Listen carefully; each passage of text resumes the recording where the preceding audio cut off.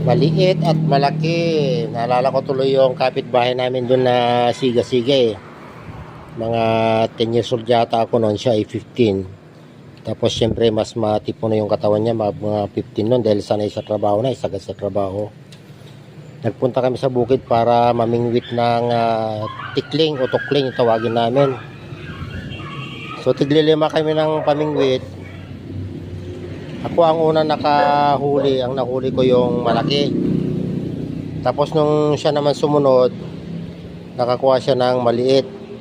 Nung una sabi ko pagsamahin namin, ayaw niya. Pero nung nakakuha ko ng maliit, ay ng malaki, tapos sa kanya maliit, yun, gusto niya pagsamahin namin. So inabot na maghapon, wala kami nahuli kundi yung dalawa na lang. Dalawa na nahuli namin, yung sa akin malaki, yung sa kanya maliit. Tapos nung hinati niya yung huli namin, porque mas